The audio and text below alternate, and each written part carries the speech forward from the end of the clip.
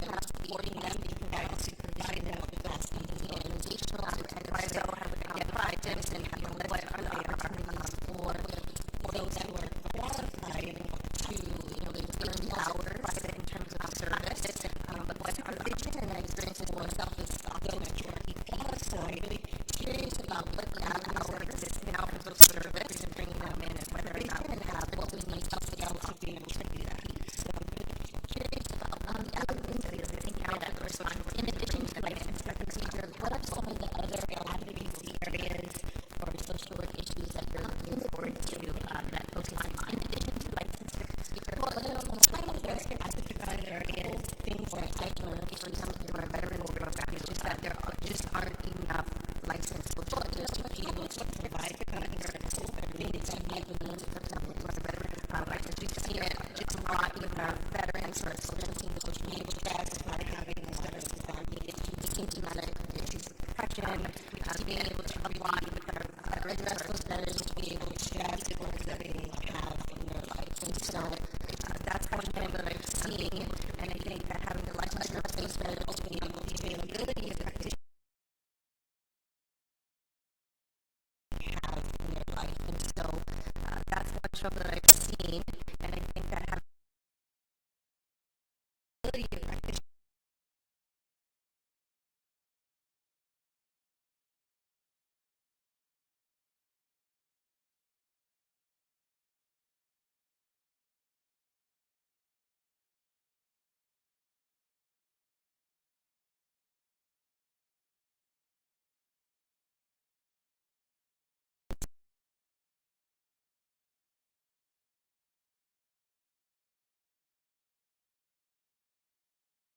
the clinical work is really, really critical. I work with, two programs where the focus is really on evidence-based curriculum. And in the field of social work, you have prevention, which focuses on curriculum, then you have treatment, and the trend now is to be implementing evidence-based treatment modalities. And so one of the things we talk a lot about in our organization is to where did the evidence come from, to what populations, and how is it relevant to what we're doing? How does these strategies, how are they interpreted by our culture? How are they aligned or not aligned with our values? And so I'm very excited about developing those pieces. Great. During your opening remarks, you spoke a little bit about your passion and your background in children and families in your work, your previous work with domestic violence and child protective services. So I really, those are passion areas for me. I want to make sure that we are providing those services to our community and make sure we're addressing their needs when it relates to those things. You also mentioned that your goal was to return home and enrich the local community. So I want to thank you for doing that. I want to thank you for continuing to do that, and I look forward very much to supporting your nomination. Suzu's Masit. Thank you. Thank you very much, Senator Lee. Senator Espadon. Thank you, Mr. Chairman. Good morning. Morning. You know, you have a very impressive resume. I've Thank been you. looking at it, and while I was looking at it, I was listening to your responses, and all your responses seem to back up everything you've written down in terms of your experience. I mean, it's very impressive. So, yeah, I have no real, I don't want to say problem, but actually I look forward to supporting your nomination. I do want to understand, though, like there is one area you were with the organization or a program called Wraparound. Yes. What exactly is that? So the wraparound framework is built on the tenet of the systems of care, and the idea is that any child that's involved in an institution that provides care, so that could be CPS and child welfare, juvenile justice system, education, and there are multiple mental health, for example.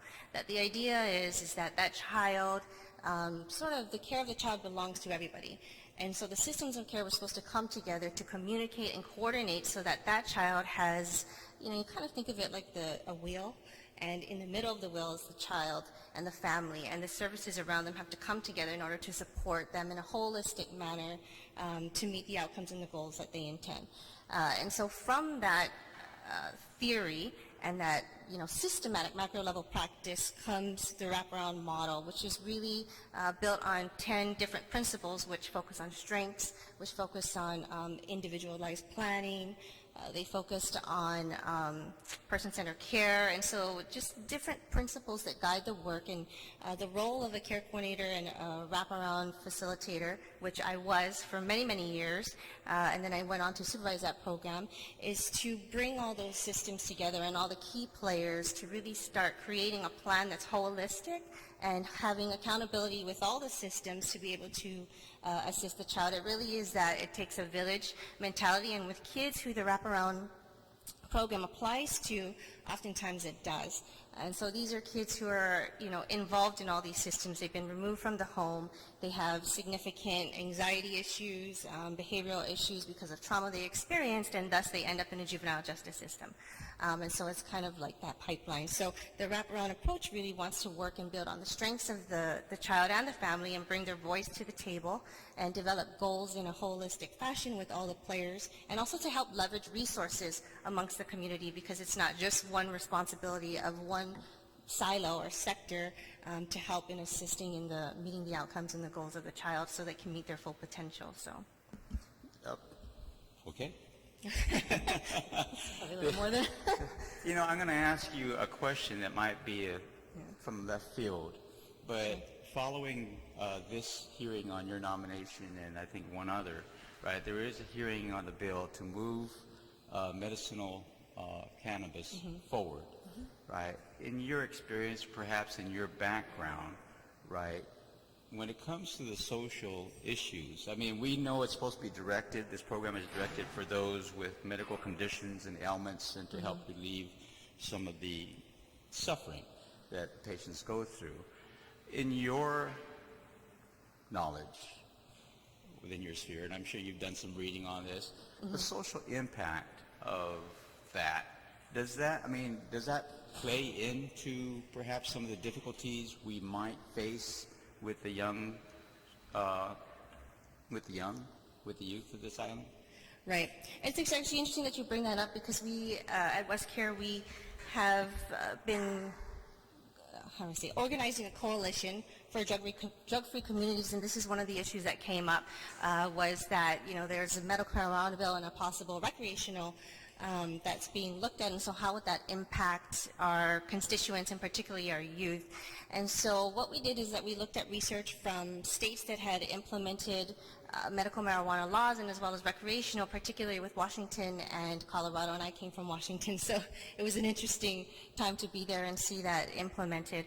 And what we saw was that when particularly recreational marijuana was implemented in Colorado, there was a huge preventative educational campaign with youth that went on.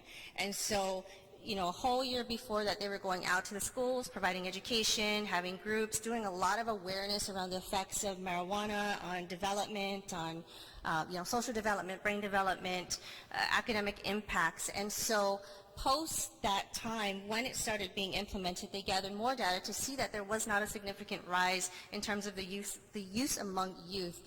In Washington State, they did not engage in a full campaign, and so their results were not as positive, and I don't know that they were very conclusive, and they're still studying it now. So in terms of my knowledge of the impacts, it's really based on looking at those two examples and case studies, and that was helping us to inform our Drug-Free Communities grant and how we were going to approach that piece with our youth. So. From that response, I take it that there's probably a little bit of apprehension. Is that a fair statement? I mean, from you. Yeah, definitely. And part of it also, I can't speak for everybody, but, Understood. we have very critical players at the table there, Sanctuary being one of them, WestCare being one of them. We have a youth program, as well as DYA was there, so we had a lot of key stakeholders in the community, and it definitely was a concern. And one of the biggest concerns coming from them was the fact that we don't have enough substance abuse providers on island. And so, the conversation was around, if we were to see an increase, how would we address that when we don't have the current capacity to be able to do that? And so what does that mean for all of us in this profession serving these youth to be able to address these issues if in fact we do see an increase?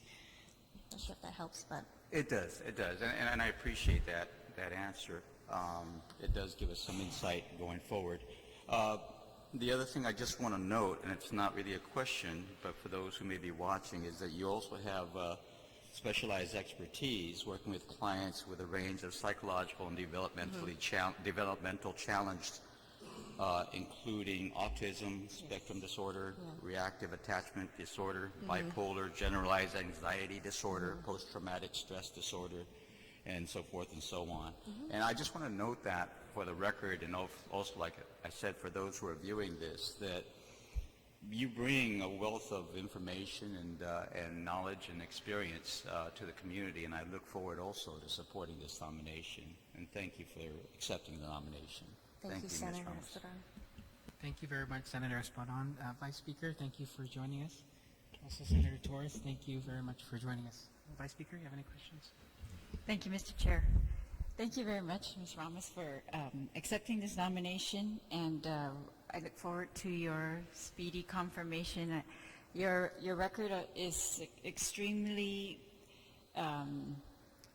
impressive, like my colleagues have said, but really gives us a lot of hope for Guam, what you brought back for us and for our youth and for all of us. And I'm very glad that you have been nominated for the Social Work Licensing Board in particular, because the social work group it's really been recently one of the most progressive groups we have on Guam. Very, very bold, willing to advocate for change and really able to effectuate change. And so I'm sure that you're going to really help them with that, and that I know our community needs it, and that we have really benefited from the social workers and their causes. So I thank you.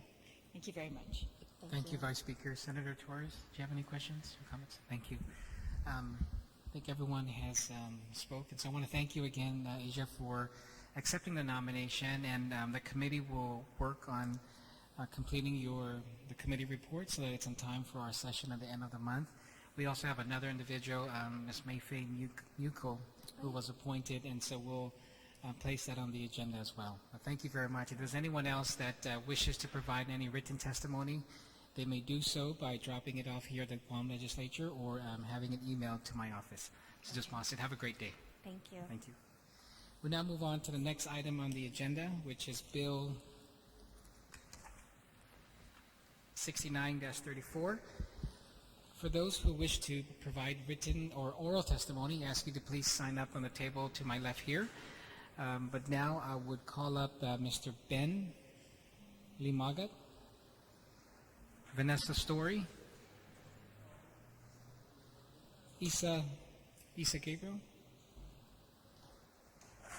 No testimony. Okay, if that's fine, you're just here to sign in support. We have that on record here. Mr. Marcus Cepeda, Sir August Vest. You indicated here oral testimony. If you wish to provide, then please come forward.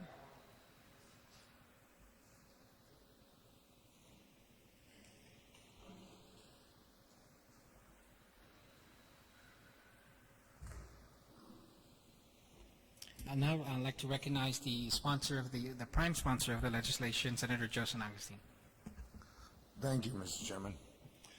Ladies and gentlemen, bill number 69-34, the whole intention is to include DRT, Department of Revenue and Tax, in the process.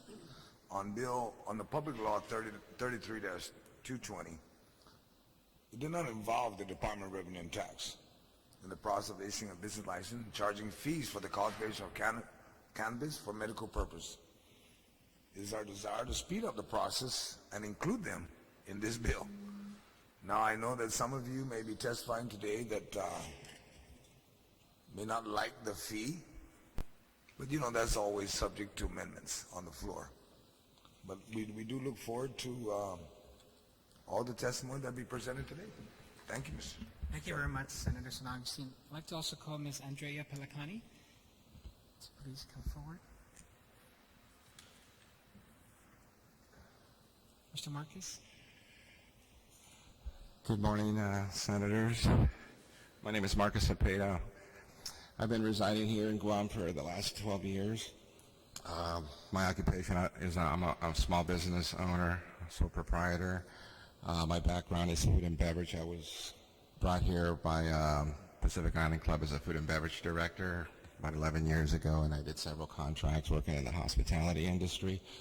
I was also teaching at both colleges, and I started my own businesses 7 years ago.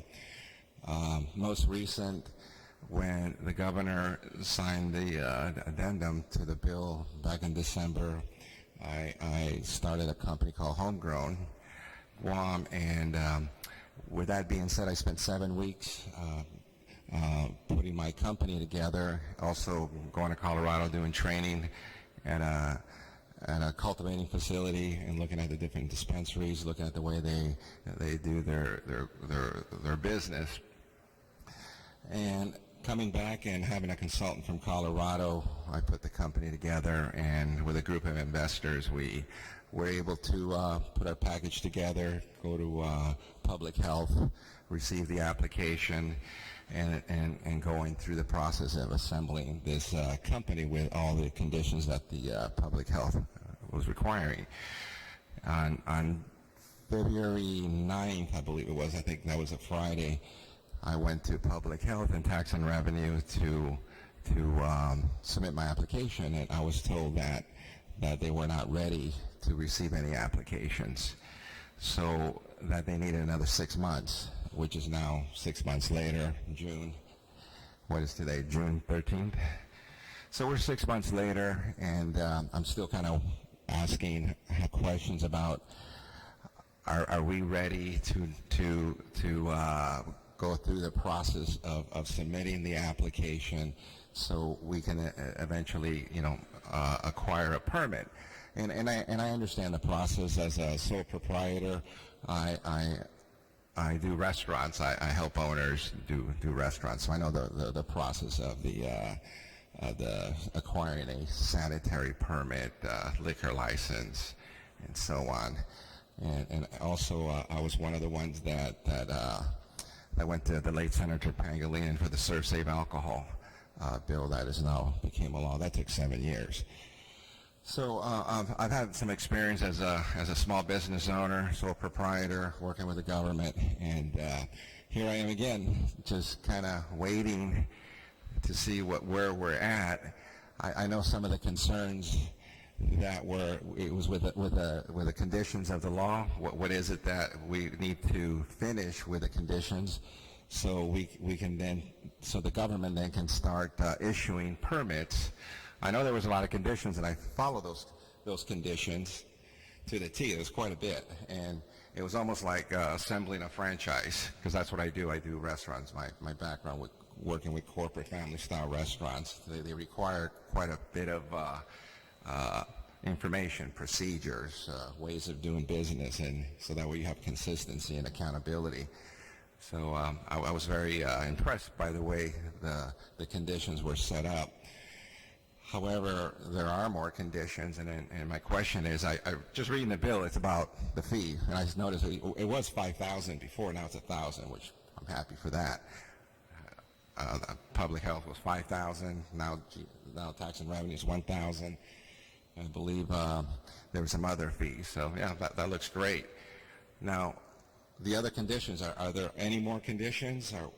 My question is, what more do we need to do to acquire a permit so I can start the process to build out my grove and eventually start with a dispensary to provide the cannabis for patients?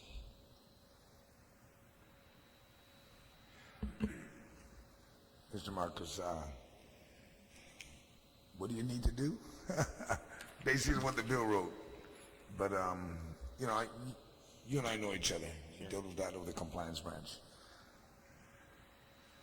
Let's get this bill passed so we can get the cannabis, medical cannabis on the road to success and take care of the patients that are out there that need it.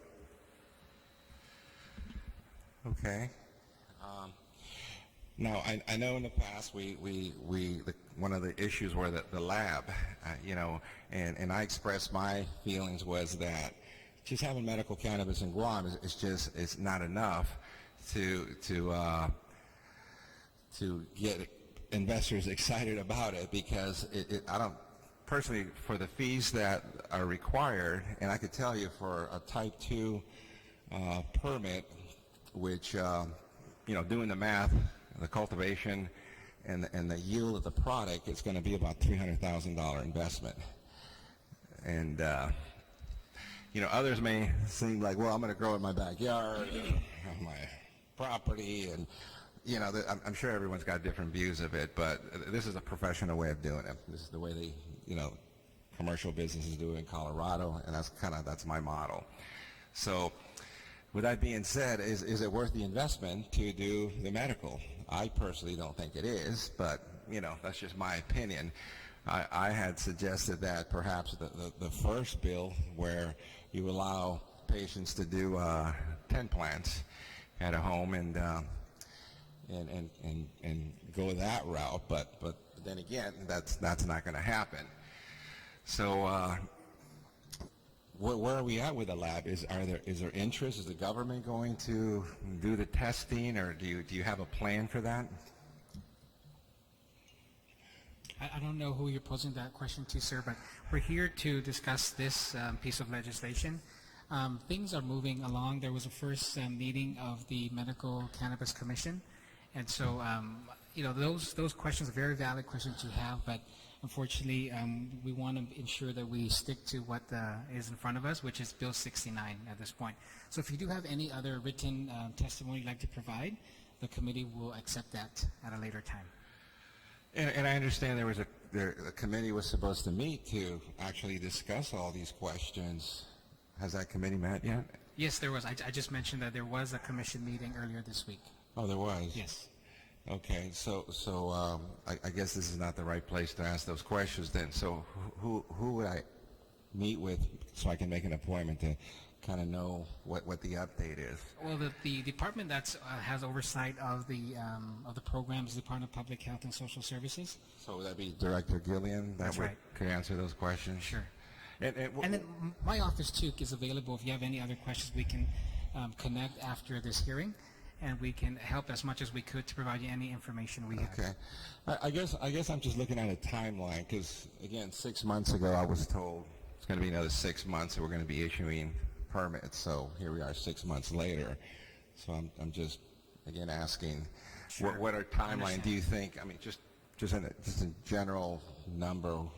Another 6 months, another. I'm not gonna give you that, because I feel I know your frustration. I feel it, and so the ball is moving, and so this is one of those steps that Senator San Augustine has taken to ensure that a missing component was filled with this piece of legislation. But if that's all you have, sir, we can have a discussion offline afterwards. Just one more with Sure. recreational. Do you think is that still on the table, or is that not going to happen? That's not on this agenda today. Okay. So, Okay. All right. Great. Well, that's all I have. Thank you. thank you, sir. Mr. Fess, we had you on, but if you like, we can have Ms. Pellicani first. Okay. Andrea, thank you. Half a day, Senators and Vice Speaker. As always, thank you for allowing us to be here to present testimony on Bill 69. I had initially prepared testimony to request the removal of the conditional permitting process, as it is counterintuitive to how business is usually done.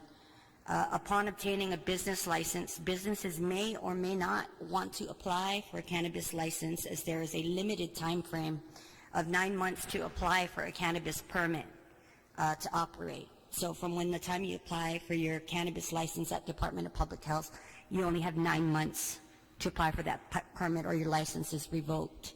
Now, if you're not prepared financially to start your build out or whatever, you're just not going to have enough time. So the business license is imperative to seek funding, build a network of consultants to hire people, and possibly to get your seed money before you even get to that point. And so it's kind of imperative that they get their business license without even having to approach the Department of Public Health at that point. It's the process to get a cannabis license and permit is already rigorous. It involves obtaining a cannabis license and permit, but planning and development can't even get off the ground until a business is formed and licensed. So please consider this, because it's just more unnecessary red tape and will continue to cause further delays. Please just allow the issuance of business licenses already. We are simply just tired of waiting, and it almost feels like we've been begging already for quite some time. I have come on 14 different occasions to testify on behalf of cannabis policy reform. This is my 15th public hearing since 2015. That's 15. Each time I have offered, to the best of my ability, insight, data, policy language, regulatory guidance, and so on and so on and so on. I have never come to berate or chastise anybody, but after 14 times, I realize that it's just not effective anymore. Not since Senator Barnes left office. The patients no longer have a champion that is willing to stick their neck out for them. She left with the 33rd Guam Legislature. And last night, things changed for me. Every Tuesday, I co-host a radio program called Let's Be Blunt. It is a platform that we pay for out of our own pockets to continue to educate our community about cannabis. We keep people posted about current events, business, science, medicine, and any other developments in the world of cannabis. We decided that we were going to make a concerted effort to get more patient stories out to the public. They're afraid to come out and speak because no one's protecting their jobs. Nobody's protecting their employment. They can't seek legal help. There's nothing. They're out there fending for themselves. Every single day, they wait for this program to stand up. We have done so much and given so much of our time and our own money to ensure that cannabis policy is reformed properly with the focus on patient access always. I would like to ask, what has our government done thus far? Last night we had an interview with a patient, suffered from a stroke in November, and he has been trying to recover ever since. He has been looking into research about the benefits of cannabis for his condition and brought it to his doctor. He asked his doctor if he could write him a certification. His doctor's response? He could not write one because there is no medical cannabis program. He proceeded to prescribe him an antidepressant with painkillers, which has a side effect of suicidal thoughts. This doctor would rather write a prescription for something that could actually kill his patient or make him kill himself than to have taken the time to read Public Law 33-220, the KC Conception Compassionate Use Act of 2013. Because if he had, he would have known that he could have written a certification for his patient 6 months ago. I imagine that this is neither the first nor will it be the last time that a doctor is going to be out there giving utterly false information to their patients because of the complete lack of will for anybody here to stand up for patients, to choose cannabis over dangerous pills and protect us from harm. I sit here today to say that this is the most shameful thing I have ever heard. 19,692 people voted for a medical cannabis program. The strengthened bill lapsed into law because our governor refused to sign it. And public health is saying that they need a seed-to-sale tracking program, causing a delay which was not even mandated by law. They continue to manufacture delay after delay. And here we have testimony from a patient who advised that there was a doctor completely misinforming people. This patient actually took the time to research their condition and the efficacy of cannabis for them to consider and discuss with their doctor. This is what we were trying to do, was empower patients to do their own homework and talk to their doctors. Who is educating our medical community? The Department of Public Health and Social Services? Obviously not. They're too busy looking into a seed-to-sale program that isn't even mandated by law. Was it that difficult to send an informational flyer out to our medical community to let them know that they can't, what they can and cannot do, and how to do it? Who is ensuring patients have legal guidance to ensure that they know their rights? Nobody. Nobody here. Not our governor, nobody. Patients cannot seek legal help because no lawyer will take them.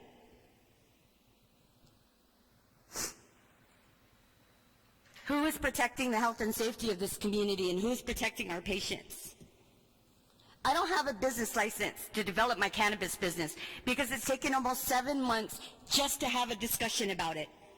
We can't move forward and are barely making our ends meet.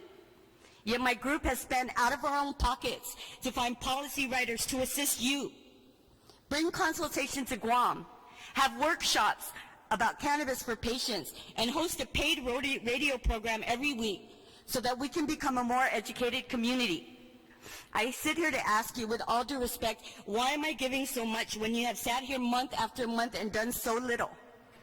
This government has utterly failed to protect patients and continues to do so every single day that passes. I hear terrible stories of patients who have to turn to the illicit market for help. Does it concern you? The demand for cannabis is legal. It's legal. Yet there is such a lack of political will to get the supply regulated and off the illicit market.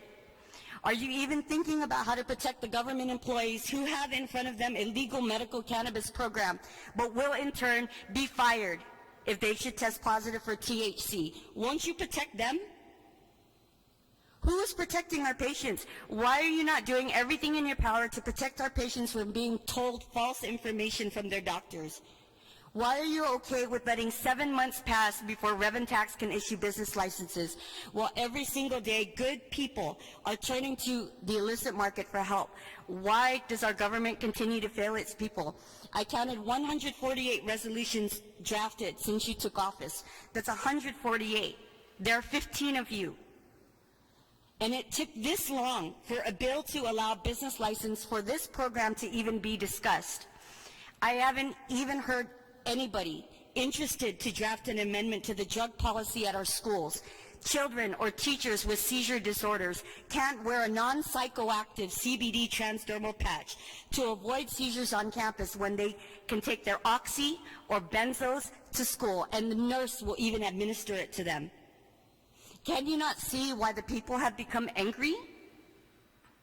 Why we have lost faith in our leaders? Our government can't even be bothered to protect the patients from receiving false information from their doctors. And senators, this is the true crime. It's not the patients out there who are buying illicit cannabis for their loved ones. It's the fact that our government continues to fail us. While senators ask me questions like, why can't drug addicts exercise? Why can't they choose exercise? These are the questions that are asked of me. Patients are out there risking themselves and their loved ones in order to procure Phoenix Tears for their cancer, or calling or messaging me, asking where they can get CBD oil for their epilepsy. They're asking me. Doesn't anybody realize this is going on?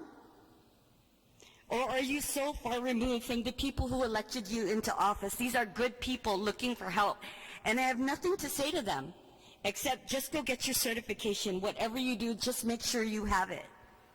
And if you have a friend who is a lawyer, talk to them, because no lawyer will talk to you right now. They can't even find out what their rights are. They ask me how long do they have to wait, and I tell them to call you or to call Adelut, because frankly, I'm done making excuses. I have spent from my own pocket to continue fighting for patients. Meanwhile, I have to see news reports with DPHSS completely maligning the truth and putting out twisted versions of what's really happened since 2014. When did our government decide that protecting the people and the patients it serves was priority B? Meanwhile, the patients are out there braving the streets to get the medicines you promised them they could have. You may not believe cannabis is medicine, but the thing is, that's your choice. And there are tens of thousands of people who were told they were going to be given the choice too.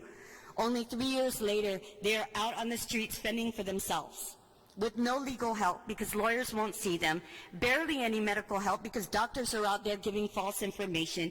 DPHSS is giving a soundbite or two every other month or so, Always making sure to remind everyone of how stupid and illogical this law is, telling national media, being quoted on national media, being spread all over the world, this quote coming out of Department of Public Health. And they're blaming you because you rejected their rules. They just can't seem to get over it. They are trying to scapegoat you. But thanks to former Senator Tina Muñoz Barnes, this legislature was the only avenue that patients had to have their concerns heard, and you heard it. But this is the vocal minority that Mr. Gillen often refers to, the vocal minority, the patients and the patient advocates. I have an email to James Gillen. I sent him a link with many documents included, lab standards, sampling protocols, regulatory solutions, pesticide issues, and it goes on and on and on. Over 100 documents that was sent to him. Have these been read or shared or even used?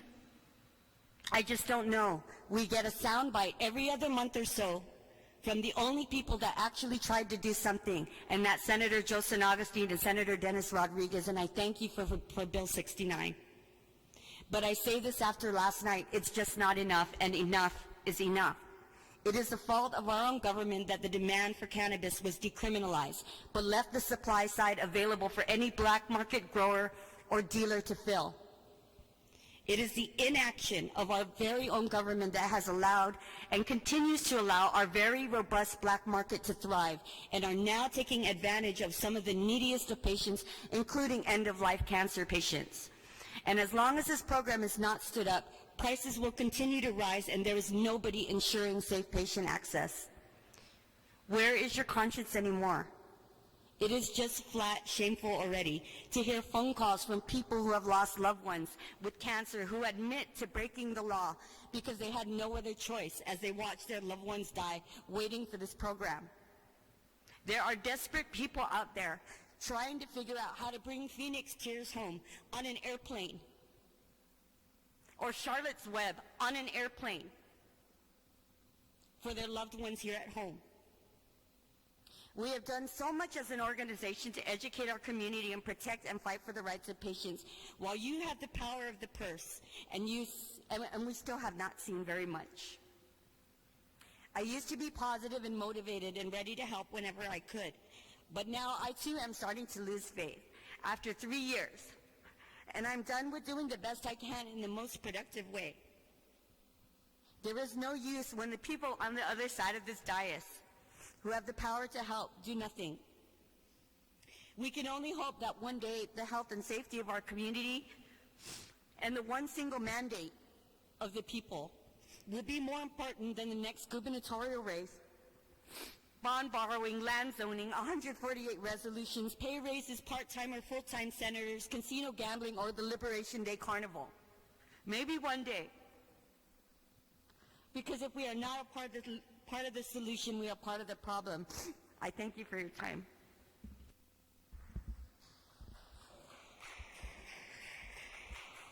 Thank you very much, Andrea, for your testimony. As I mentioned earlier to Mr. Cepeda, the commission, the Medical Cannabis Commission that was established through Public Law 33220, I believe, met for the first time this week. And of the 7 members that have been appointed, 6 members were there. Unfortunately, the member that was appointed to represent the medical community was not present at that time. And as you know, if you take a look at the public law that established this commission was set up to provide recommendations after the program. The intent was after the program was established to provide any changes that need to be done.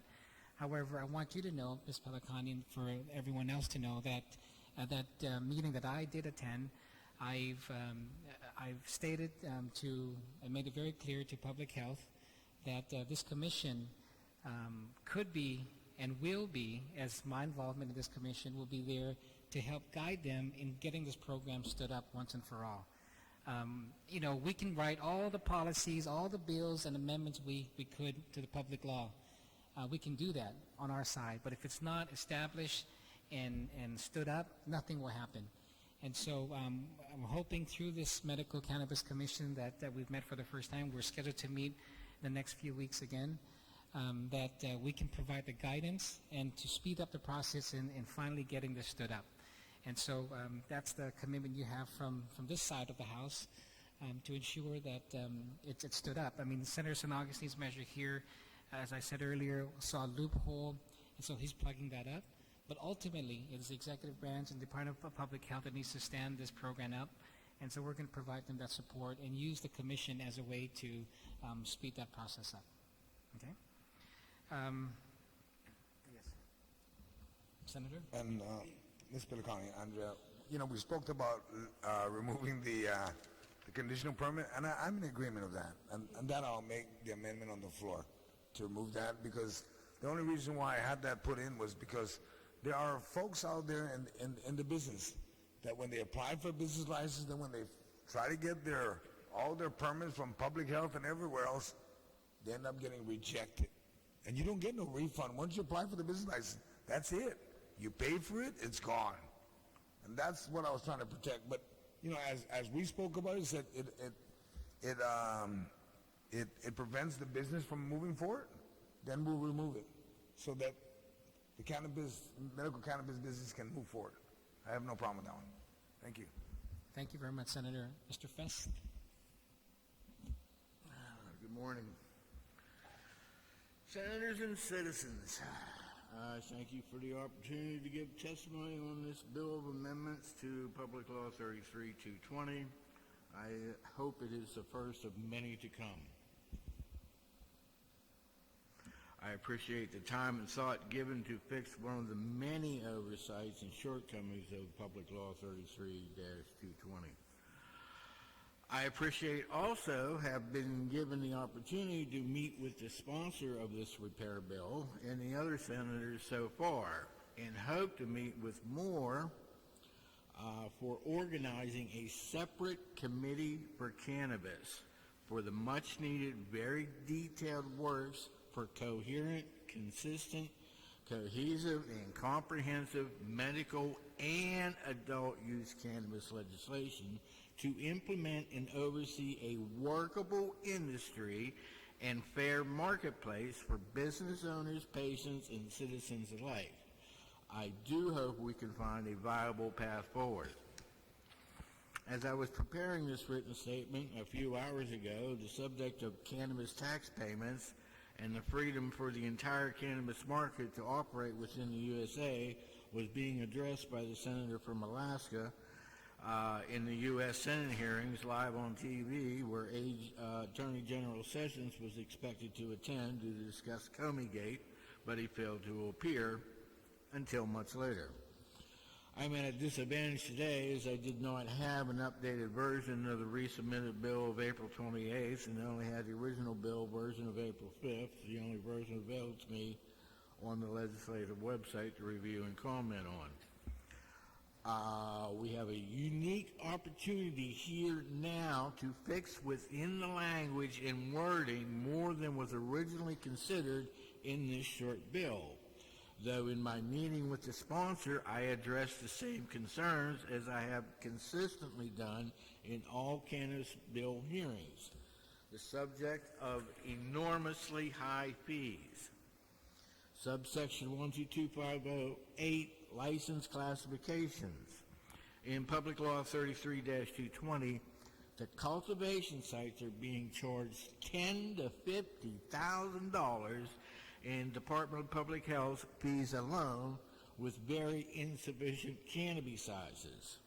A simple interim temporary fix would be to reword and respecify the square footage so to adjust the fees from the current $4 to $5 per square foot downward to $1 per square foot by merely adjusting the Type 1 canopy specification to not exceed 10,000 square feet, and that would be equal to the Department of Health fees of $10,000.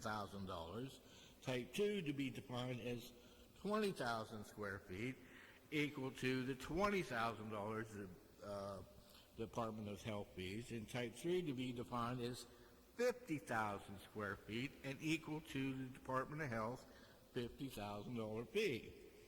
But this still would be 6.5 times higher than the fees in the state of Oregon. Currently in Oregon, it works out to be 15 cents per square foot versus the $4 to $5 per square foot currently in Public Law 33-220, and $1 per square foot with this temporary proposed suggestion.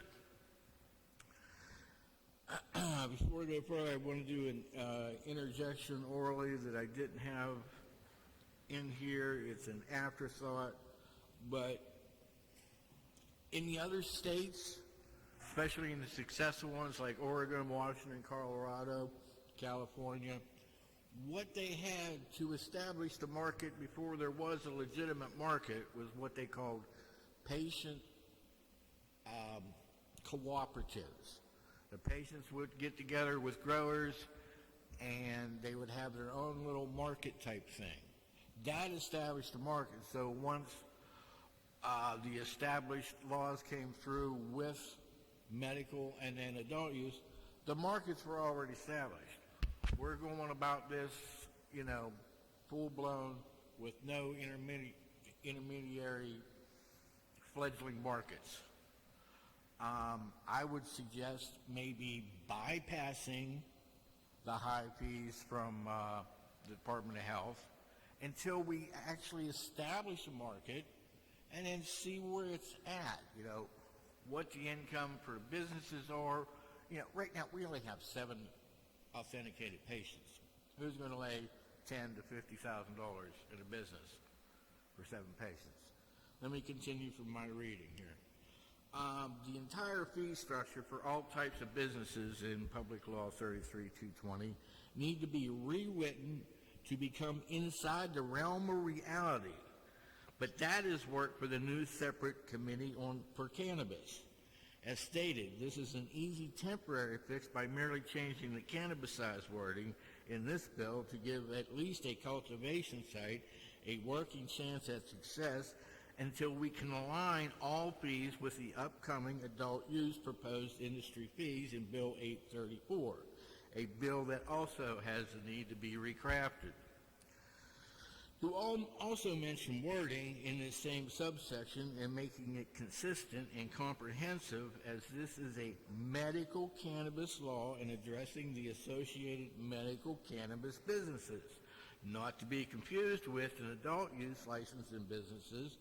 I would suggest conformity in its wording. For example, Type 1 commercial cultivation license should read a Type 1 medical cannabis commercial cultivation license. Same wording for B Type 2 and C Type 3 as medical cannabis commercial cultivation sites. Currently, small letter D, commercial manufacturing facility license should read as medical cannabis manufacturing facility license. Line E is fractured and repeated as G, dispensary license, and F seems to be consistent with medical cannabis but also fractured. F, medical cannabis testing laboratory license, and like I said, I was working off April 5th bill. G is consistent with medical cannabis as G, medical cannabis dispensary license. I point out these inconsistencies as in the future we will also have adult use cannabis business license, and it could very well become confusing at the Department of Revenue and Tax. Page 4, number 1 and number 2, the same inconsistencies appear.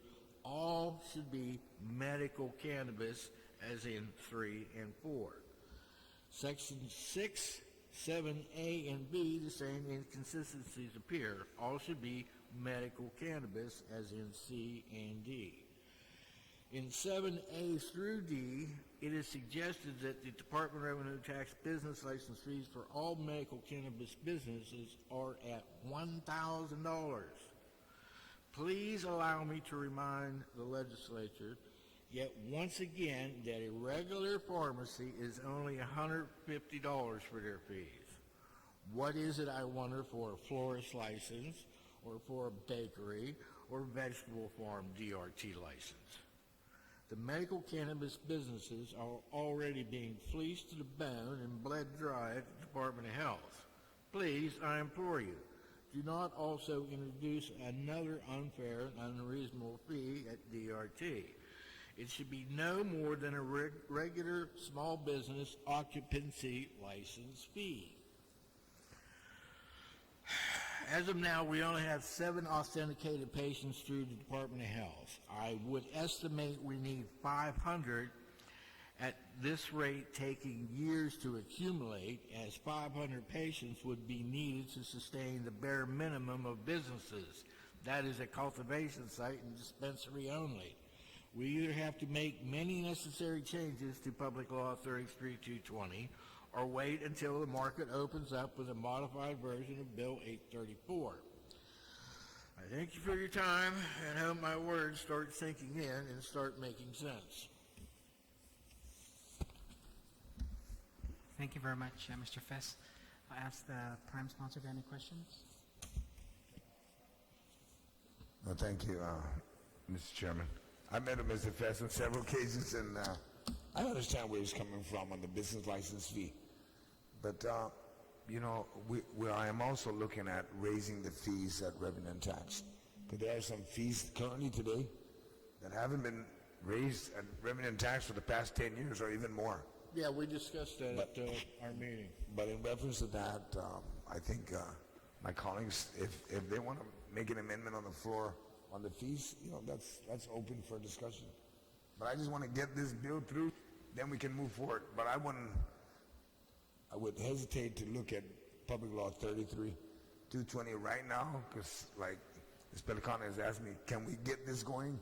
And I want to get it going, and then we can always revisit, because if we try to go backwards in time, that was a referendum in 33-220. I like to hold that, you know, in its support, and let's just get this moving. All right? Thank you. Thank you very much, Senator. Vice Speaker, did you have any questions?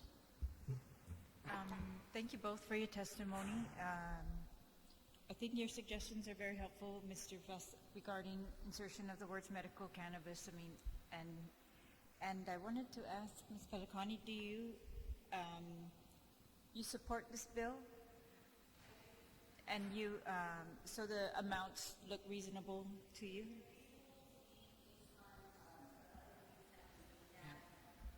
Andre, you want to come? All right. Yeah. Why don't you just repeat that on the record, since they have to transcribe it? We looked at we pulled up a table of fees for the other businesses, and maybe similar, there's nothing similar, but we looked at alcohol and manufacturers, distributors, and the maximum license fee is $1,000, and some of it was based on the size of the revenue that they expect to be generated. We don't have any opposition to the fee. May I ask if you agree with the testimony that it would take 500 patients to sustain a dispensary business or a cultivation site? I think it would depend on the size of the business that you're planning. That's one of the reasons why we suggested to Senator Barnes that they tier the businesses, and because of the exorbitant fees that they wanted to charge. Yeah. So essentially you could plan a 1,000 square foot grow, and it won't take much to sustain that operation. Okay. But if you, of course, like in any business, the larger the operation, the more risk you're going to assume. And I think people may want to consider opening a larger size operation in order to grow as the market grows, but they will most likely opt to be cautious until they get a better feel of what the market will hold. And again, a lot of this is dependent on educating the doctors. I mean, we hear August is calling all the time saying that there's only 11 patients that have applied for card, 12 now, 7, sorry. But again, we see that there's a problem with the whole infrastructure and what the doctors are telling patients, and then that they don't even know what they can and cannot do, or what, and so obviously we can't measure or gauge the market until that education is out there, and they know that they can write a certification. This is not the first doctor that I've heard say that. And again, that's where I think we need to make more effort.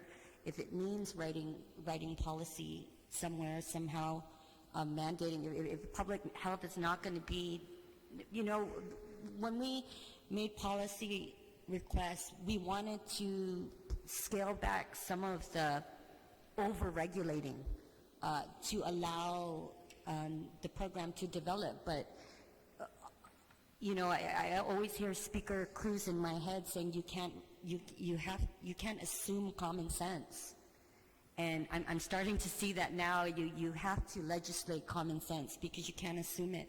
I always hear him in my head saying that, and common sense would have been to have at least put out an informational flyer to all our doctors in our community to say, this is public law.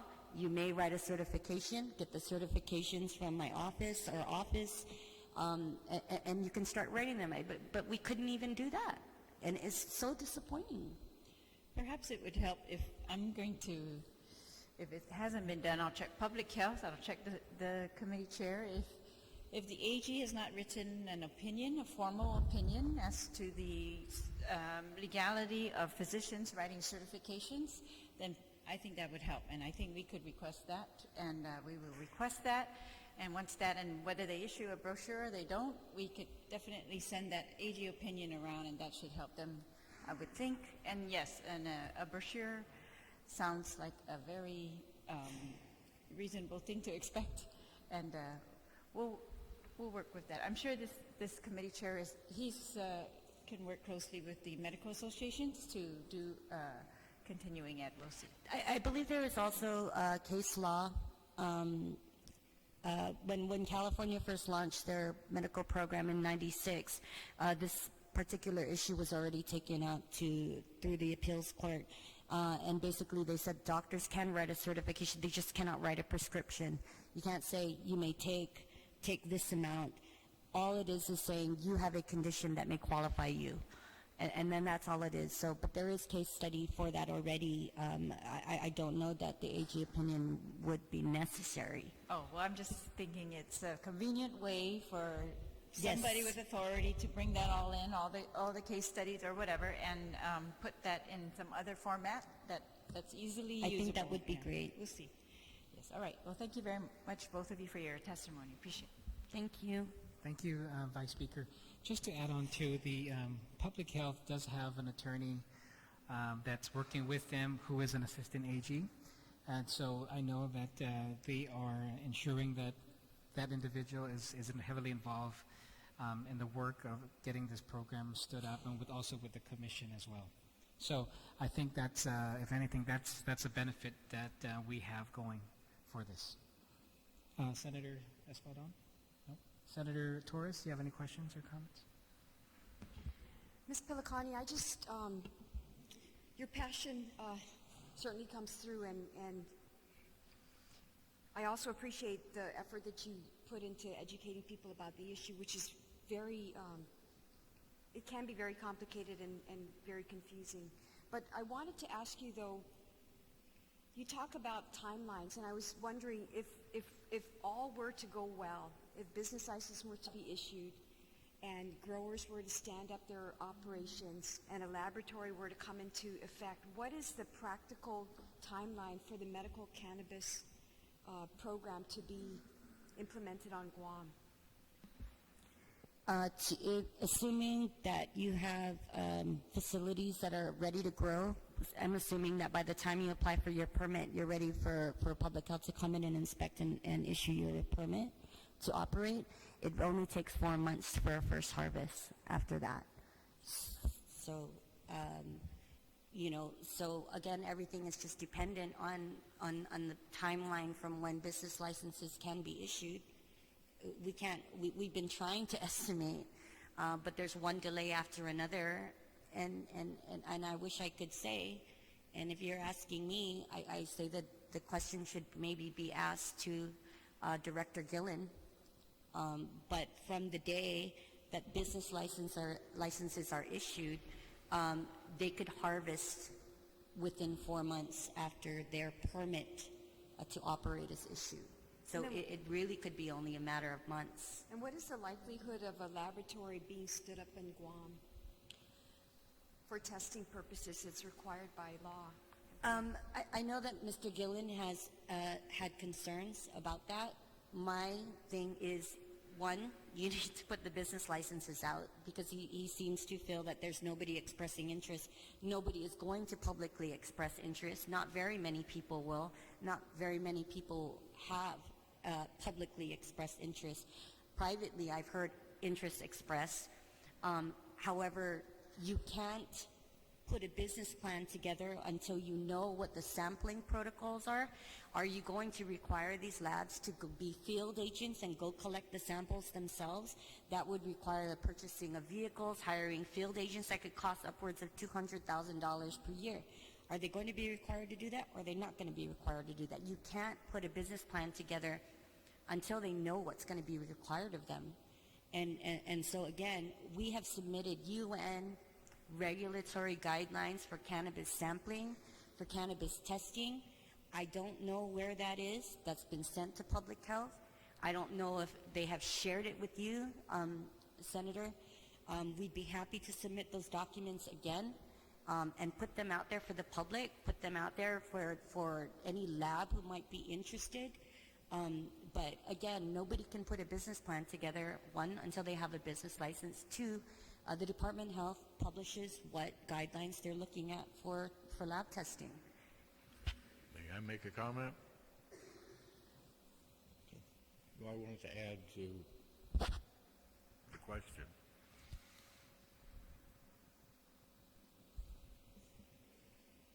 Sure, you mean you're free to speak? No, well, Speaker Talahi was addressing testing facilities, so I wanted to add the comment that the bill, before it became law, had a subsection in it that allowed the businesses to proceed without a testing facility in place until one could become available.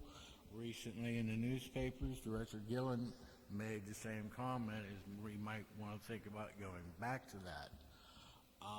I had suggested to Senator Morrison, which the day the bill got passed, we were outside talking, and he said, we can amend it to make the health department do the testing, as they're specified in the law to be able to handle. From what I gather from old newspaper reports, they do have limited testing for pesticides and for microorganisms for plant material. Now, they might not have all the machines necessary to do the quantitative testing for the strength and the cannabinoid profile, but that might be something, add a couple machines here and there. That would eliminate somebody having to just come in and set up, spend $300,000 on a business that's only getting the charge to do a test on a gram or two of cannabis at a time. The fees as they are with this bill would more than pay, it would take years, but, baby steps. Like I said, the other states, they did it in baby steps. We're doing it full tilt, 21st century technology and everything else, where they started with patient cooperatives and sales that way. Only been within the last few years that even testing on a major scale has become, mainstream. Thank you. If I may just add to that, I think before anybody considers the Department of Public Health actually being the lab, I think you'll need a legal opinion. I think GPD may be the agency to advise how to have the proper permitting for the government to actually be a possessor of a Schedule I controlled substance, because that would be the issue. And that's why it was always the easiest route to have an independent lab get certified as a business, whereas, you know, you don't want to put the government of Guam in a position where they are a possessor of a Schedule I controlled substance.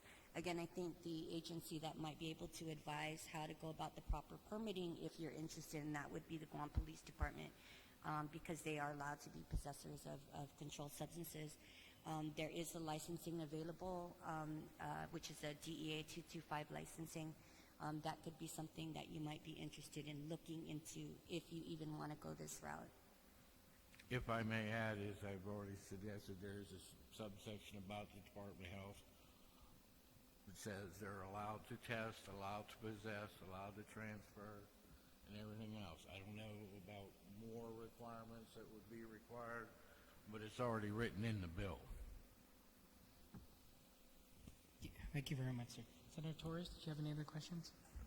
No other questions, but you know, I believe a lot of the concerns with regard to the lab were addressed at in the 33rd Guam Legislature, and I specifically remember that amendment to the bill requiring laboratories, primarily to ensure that the patients who are purchasing cannabis for medicinal purposes know what they're getting, and that it's certified, and that any potential contaminants are weeded Right, out. safety first, yeah, right. So I mean that was the will of the body at the time, and any other considerations certainly can be taken up, but I don't think that at the time anybody was willing to compromise those two aspects, especially for patients who are sick and paying for a product. I was just quoting the director. He, you know, that was a suggestion he made not too far in the past, like within the last 30 days. Thank you.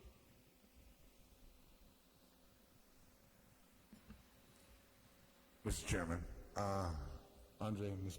Pellegrini, you know, just thinking about the lab, we talked about it. It's going to cost a lot of money. And one thing we'll take a look at is maybe we need to consider, you know, there seems to be, there's laws that, you mentioned it, there's laws out there that give tax credit to fix roads. I'm sorry? You know, you're aware there's a law that allows folks to get tax credit for fixing roads? I think maybe we need to consider that if somebody was to come out here and maybe allow to give a tax credit to build the lab. If public health can't do it and somebody else independent wants to consider it, maybe that's something we should consider. Because it's for the people, it's not for anybody else. It's no different than fixing roads and giving QCs out there. We should consider this for the medicinal marijuana. I know I met with Senator Espaldana. I believe may have been a couple years ago. That's one of the first things I think he brought up, and I would like to credit him for actually bringing that up way back in, I don't know, early 2016 or something. And I know also Mr. Gillen did write a letter to the Speaker inquiring for help for a lab, and that was quoted in a news article as well. And so, I mean, I think if the right heads come together, I'm sure you guys can come up with something that could help the situation out. But there are labs out there interested. Again, finding out what the market's going to be, I think, is imperative in order to be able to do a business plan and find out what their expenses will be. All right, I'll get with Senator Spaldon and Senator Rodriguez and my colleagues, and I think even the vice speakers actually shook theirs. That's something we should consider. Tax credit for that, and let's get this program going. Thank you very much, Senator. Mr. Ben Limagat, I understand you wanted to testify as well. If you want to, sir, I was just told that you may. If not, I have you on record here as being in favor of this bill. Okay, thank you very much, sir.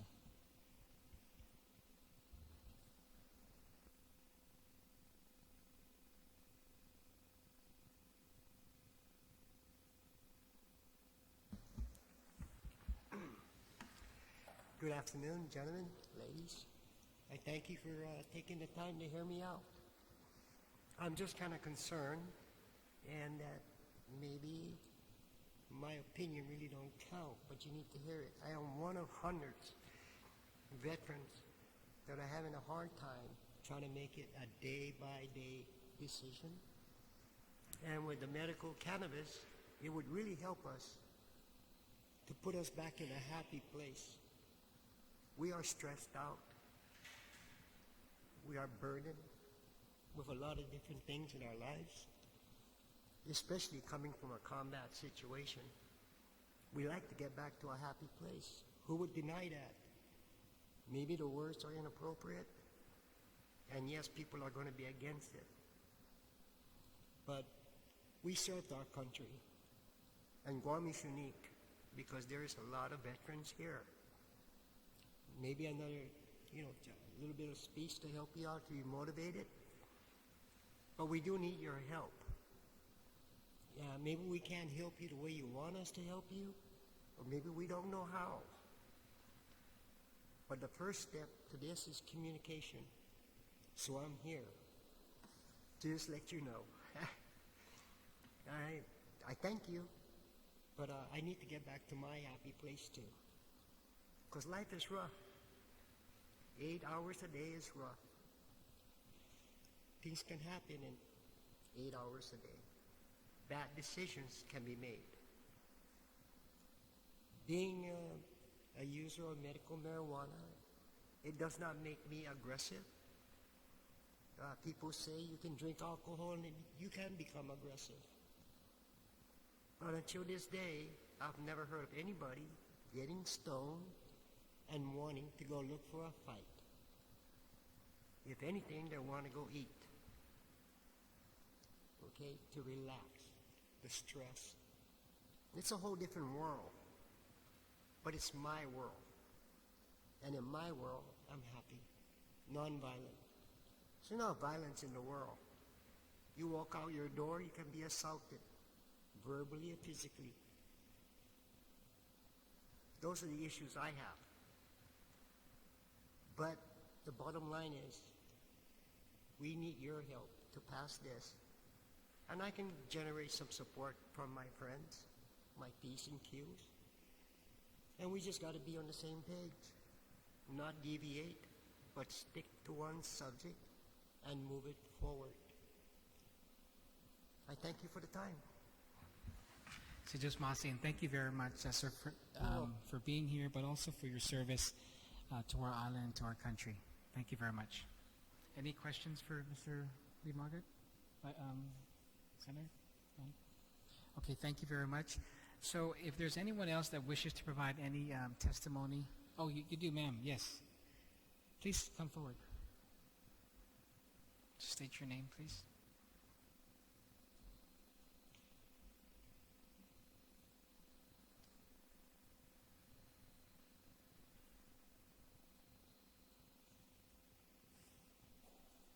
Can you just, is that on?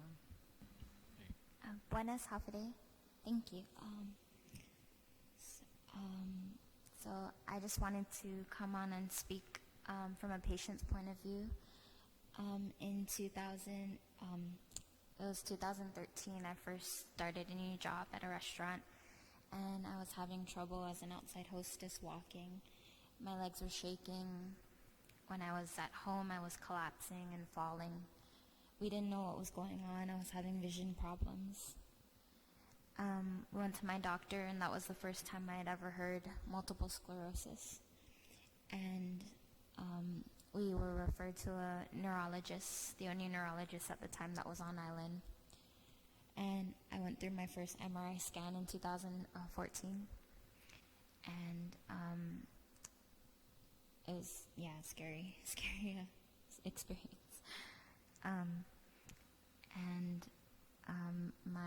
The neurologist, well, it was a long process between that.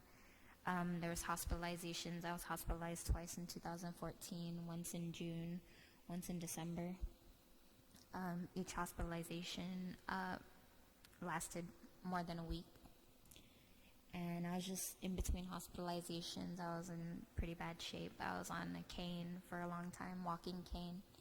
I was 21 at the time.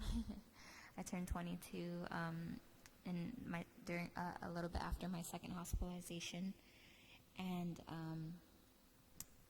since then it's been a struggle, just living day to day, and I still get weakness in my legs. I still get tremors. My hands will shake. My legs will shake, and I'm an example of someone that doesn't drink alcohol, that has never tried marijuana, I don't smoke. I don't do any of those things. I worked at a health food store for a long time. And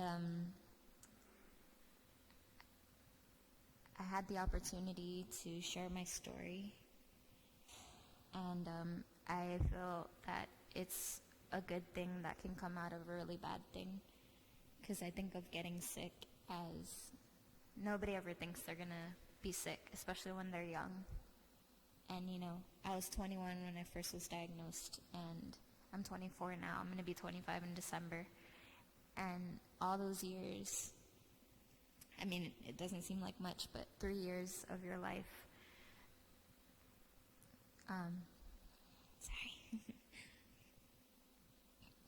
3 years of your life not knowing if tomorrow you're going to wake up and not be able to walk.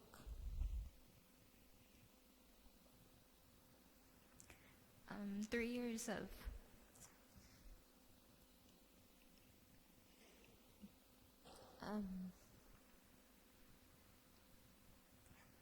3 years of living in fear of what tomorrow will bring.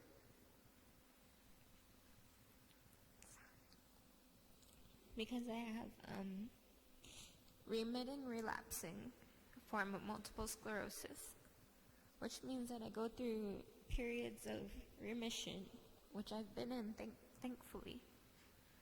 I've been in remission, and then I go through periods of relapse. So, for the past few years, I've lived in kind of fear of relapsing. And,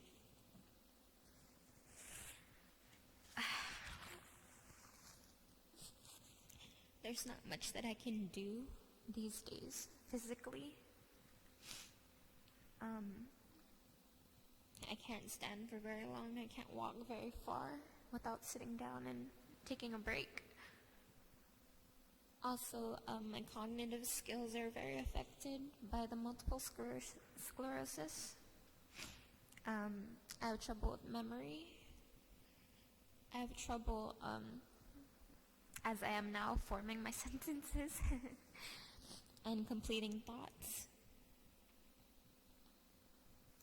And for a long time, I was taking steroid injections because currently there's no cure for multiple sclerosis. There's only treatments, and there's different injections. There's different,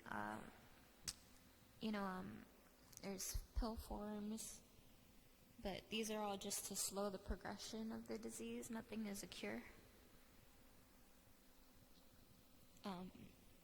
So, when I see these stories about people finding relief with cannabis and finding, it helps them, it really gives me hope, and I think it gives a lot of other people hope. So I appreciate, people that are rallying behind these bills and trying to get these things passed. And the reason that I'm sharing my story is to put a face behind these bills, that there are patients out there that are waiting. And I know a lot of people that have it way worse than me. And I'm thankful that I'm able to share my story. So, I just want to say that I know a lot of younger people my age, that are also going through these diseases that are usually, they happen to older people and, their later stages in life. And it's an experience to go through this in my 20s, because this is the time where I'm supposed to be finding my way and, making a life for myself, making a future. And that's hard to do when I'm not sure what tomorrow's gonna bring. So, that's all I want to say, and thank you very much, sir.